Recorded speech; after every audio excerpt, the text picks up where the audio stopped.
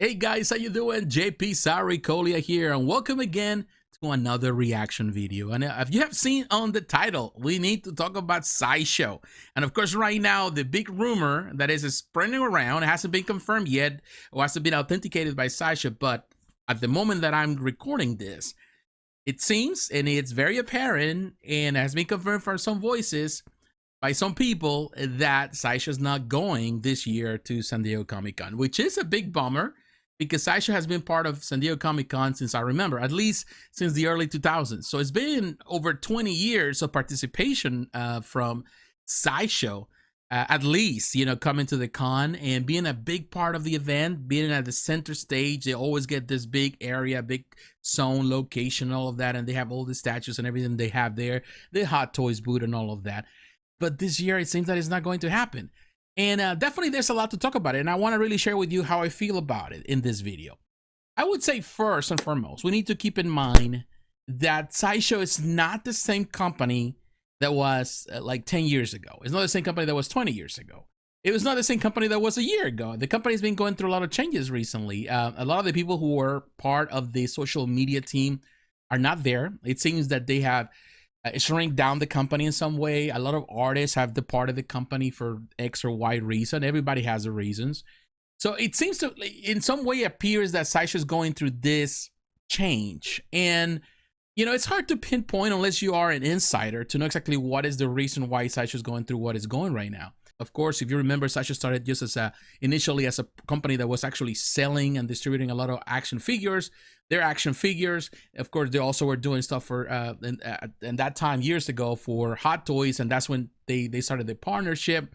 They started going into their own statue route, and of course that took off, in the mid 2000s, and it was a fantastic time, the golden years of Sideshow.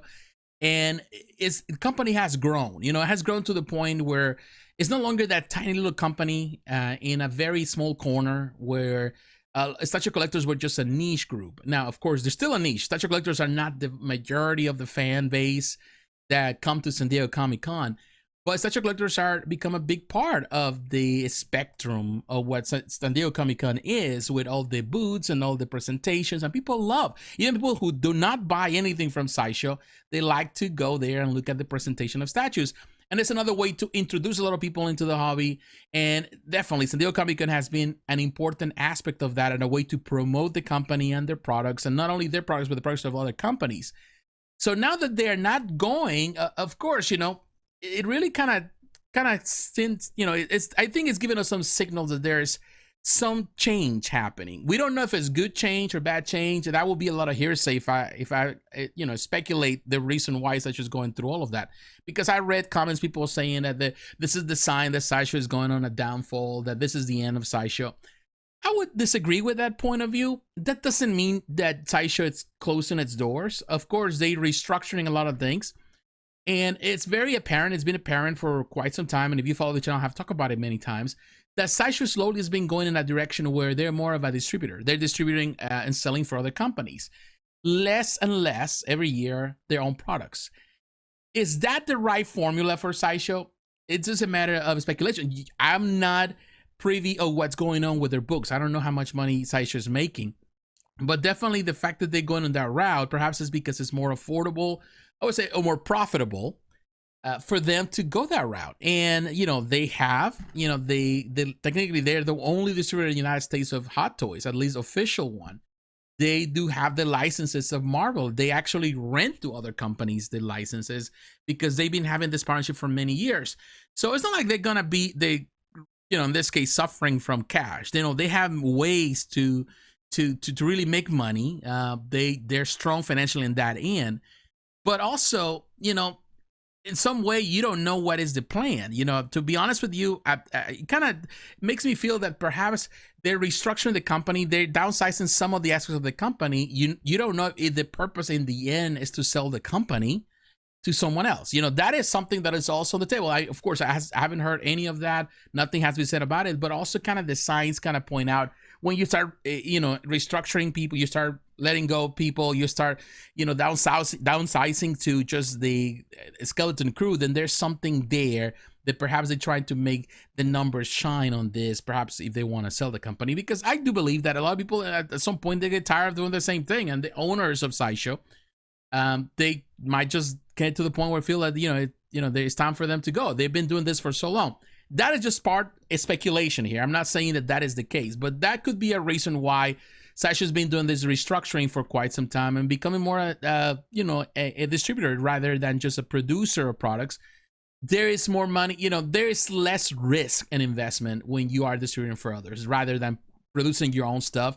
And of course, the cost of production in China and Asia has gone up immensely, even though people don't want to accept it that way. People saying that companies are at fault because of that. That's just the way it is. Production has gone up, transportation has gone up.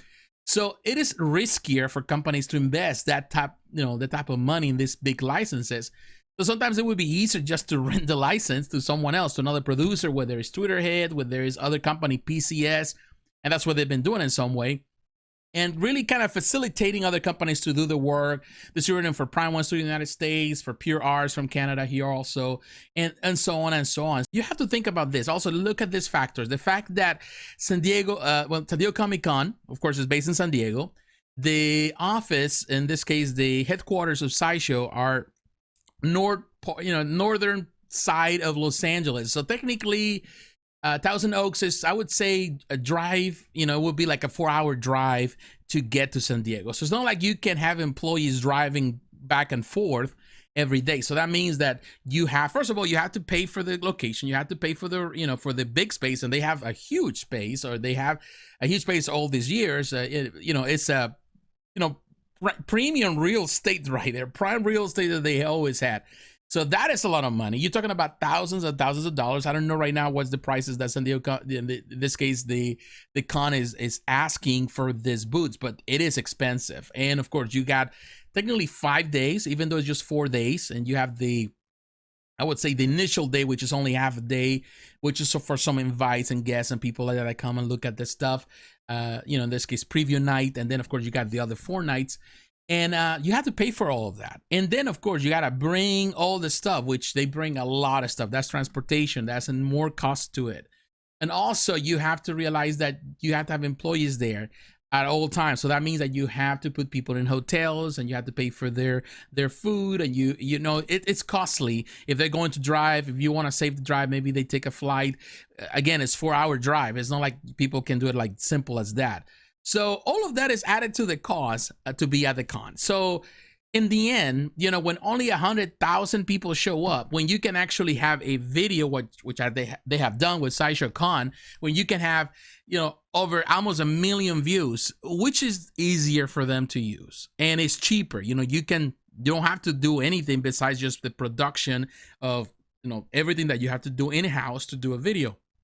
And you have employees, you don't have to pay overtime for them to go someplace else. You have to pay for food because, and you can film in your own house, and you can do everything in your own home, and then you can just post it live, or you can do it just a pre-video, whatever, and post it on social media, in this case, on YouTube.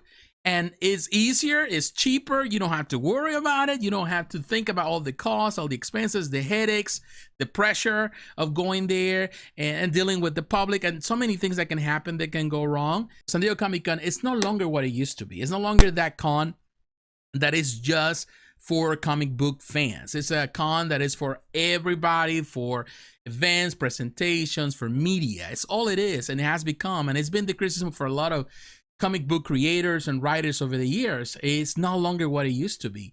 They prefer to go to other cons where are gear, or they are definitely for that particular audience, which in the end, that's what Comic-Con is. It's about comics. For example, we have E3, which in the end had to be canceled because Sony's not coming. A lot of the companies are not coming. They are not interested anymore to be in this type of presentations when everything is moving into the online realm, where they can produce and create their own videos, high quality stuff, and post it online, and they get millions and millions of views. And definitely they are the ones who benefit in the end. Because the reality is that when Sideshow gets a lot of these people promoting their stuff, all these YouTubers, recording these videos, they are technically promoting themselves through Sideshow. It's not like Sideshow's getting a cut for that. Yes, they're getting some eyes on it, but it's not necessarily that Sideshow can't control the narrative of those videos. And it's something that you can see now that happened with Prime One. Prime One is doing their own videos and they're phenomenal presentations. Believe me, and I've said it many times before, their presentation, the stuff that they do, is better than what Sideshow has done so far with their SideshowCon, all of that. The 12 days of Sideshow, unfortunately, also they got canceled. So, I think in my opinion, I feel that there's a lot of things that could happen. I would say Sideshow is perhaps looking towards the future to kind of follow the example of the other companies that are doing a much better job in managing their social media. Yes, they have a lot of social media. They have the Facebook groups and all of that. They have people that were hired for that. But believe me, I don't think that it really worked out as good as they wanted it to do, because, it's not like they had a lot of consumers. Like I could say with your Geek Sideshow and some of those groups they created, a lot of people that were involved in these groups are not even customers. They're not buying from Sideshow. Yes, they heard about Sideshow, all of that. They become part of the group, but they not necessarily are buying. So you have to cater to the people that are going to buy, and you have to minimize the cost of that exposure. You have to, of course, you have to invest in exposure, but also you have to minimize the risk of that exposure. That means that if you're going to do something, try to control the narrative. That means that if you can do it with less people, companies are going to do it. And I think it can work. And, before this, people that they have a lot of people in social media handling their feeds and stuff. Prior to that, Sideshow was doing pretty good. They only had maybe 1 or 2 people. That was about it, and they did pretty well. Of course, Susan was one of the originals, at least in the more modern take that they were doing, but it was not the first one. There were other people before her. But, they started the trend of the social media outreach and all that kind of stuff that they're doing with the Facebook groups and everything else. Really, there's so much to talk about here. And, I can go on and on and on with the conversation here. And part of me feels sad, of course, and it's natural to feel sad because we were looking forward to the event. Even the people that were not going to in this case to San Diego, we're looking to the event through the videos, through the, everything that is posted, all of that, the pictures on the forums, on Facebook groups, and it's not going to happen. Now, what Sideshow is going to do, we don't know. It is sad, of course. It is sad from that standpoint because it's been, pretty much history. It's been part of the history of, as a collector, I've been in, all the time that I've been as a collector, I've seen Sideshow always there. Every year, we're always anticipating this moment.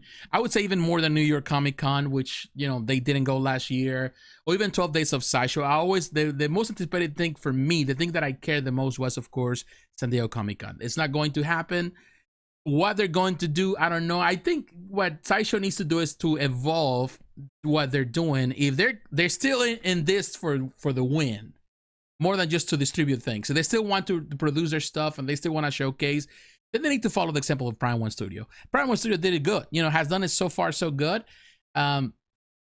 It's bad for the people that are there, but the reality is that the vast majority of the collectors do not come to San Diego, do not go to San Diego. Only a handful of people. Even if you count 100,000 people, it's still not enough. And from that 100,000 people, there's only a very small number, maybe 1, 2, 3%, the people there that actually are there because they want to consume statues. They are statue collectors. The vast majority of the people that show up are not statue collectors. They go for other things that happen there.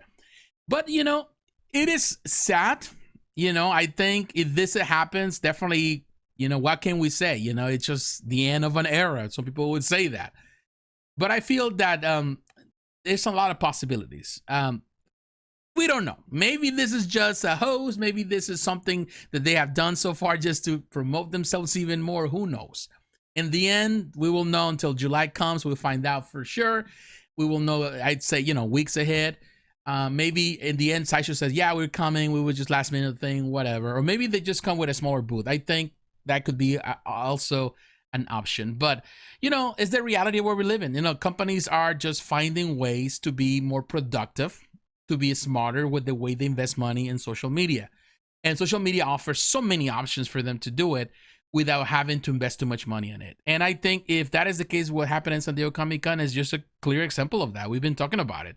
And in some way, the writing was on the wall. Sideshow is going through a process of evolution, of change. And I don't know how far this change is going to go. Would this be the end of Sideshow? Only time can tell. At this point, I don't think it is, because everything points out to the contrary. They're still making money. They're still selling products for other companies. Other companies cannot sell in the United States without Sideshow's approval or without going through Sideshow. So definitely, there is a lot there that maybe is just part of the process of Sideshow is just considering, and maybe this is just they have to cut this part, extra expense, and just see what happens, and maybe it works for them. Maybe it's beneficial for them that way. And if it's not, then probably they'll come back next year, because so far I heard that that space belongs to them, so they're going to rent it. They pay in for the booth, but they rented someone. They're making the money without really investing much in it, without the extra cost of just paying for the space. So that's something that only they know. Only people who are insiders at the con, the people that work for the whole event, know exactly how much money it's pretty much going from one place to the other. Who knows? But what is your opinion, my friends? What do you think about this? Definitely, there's so much to talk about. We can be here all night talking about it, and I wanted to share my opinion because definitely it's interesting. It's good in some way for some people, perhaps. It's bad for others. Ultimately, in the end, I think there's a lot that we need to consider as collectors based on what's happening here. Definitely, we need to pay attention to in the next couple of months and the next couple of weeks, and to see what is the status of this, how things evolve over time. Definitely this is something that we need to pay attention to what's happening at Sideshow. So my friends, God bless you. Take care. Thanks for watching, and I'll talk to you again. Bye-bye.